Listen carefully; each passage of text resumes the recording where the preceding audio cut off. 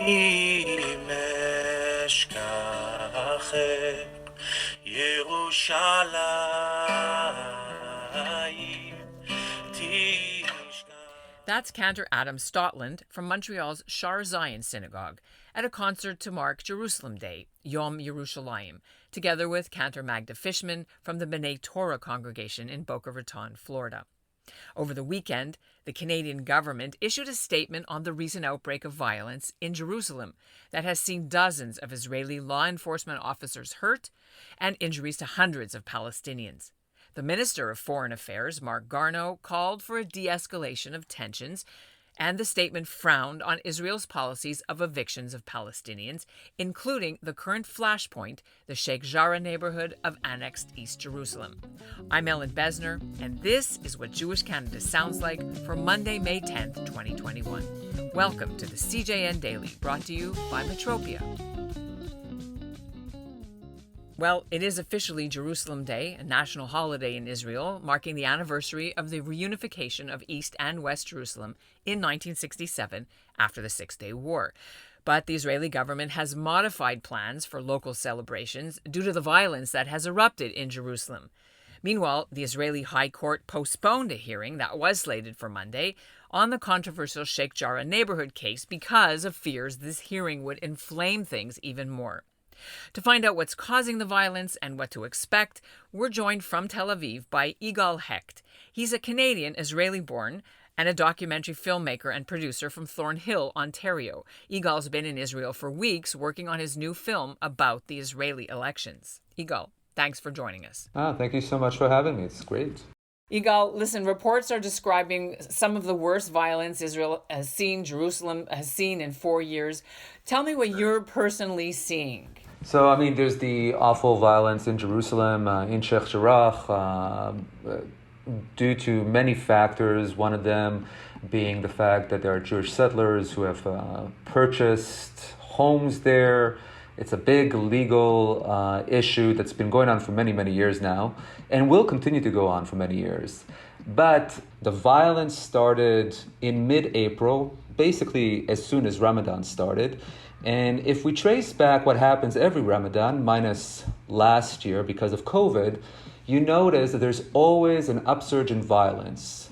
Not to the level where it is today, not to the exact same extent, but there's always an upsurge in violence. There's always incitement, usually from the PA or from Hamas, the Palestinian Authority is the PA, from Fatah, their armed branch, the military wing, or from Hamas, and it translates in the mosque, in the prayers, up in the Temple Mount, the Sharm el-Sheikh there. And so there's always incitement, except this year it's compounded with a number of factors, one of them being the Sheik Jarrah protests and what's been happening there.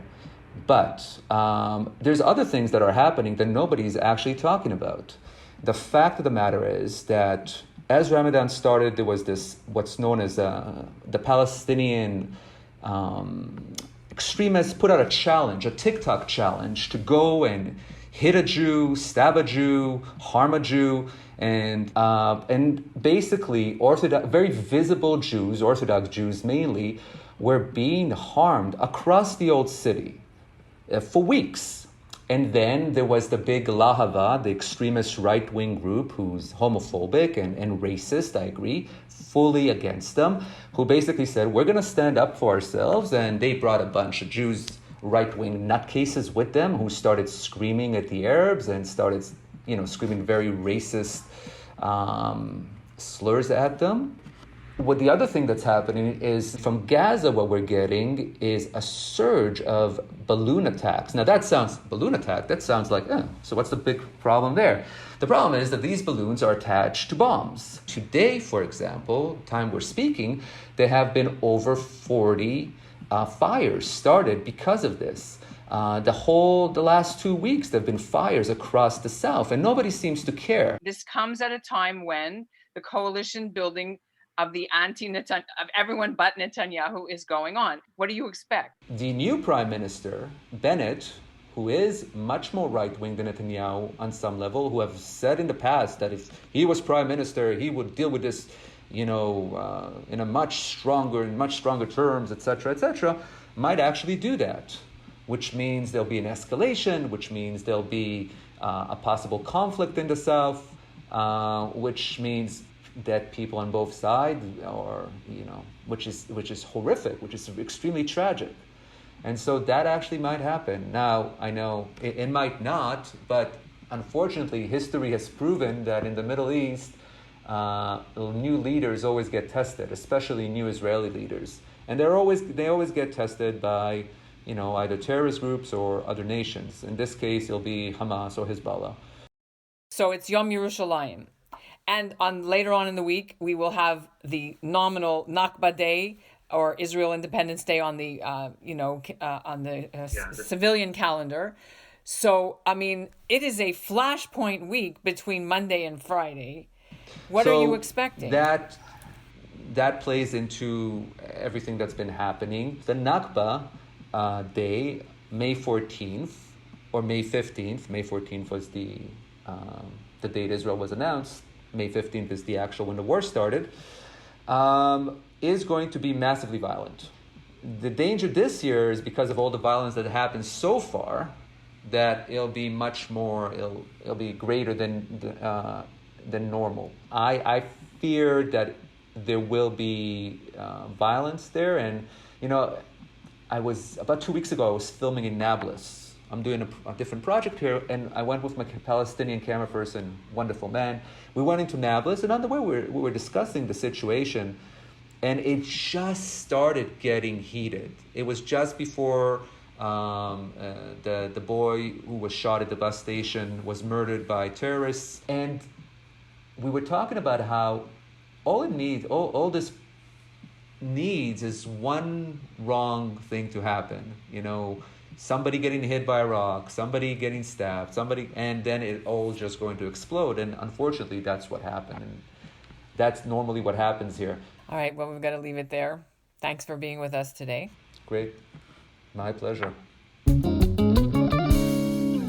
Igal Hecht is planning to go film the events in and around Jerusalem this week. If you want to check out the trailer for his film, My Elections, the link is in our show notes, or you can check out his website at chutzpahproductions.com. Tuesday is Census Day in Canada. We'll have a full episode on how Canada lost half its Jewish population in the last census.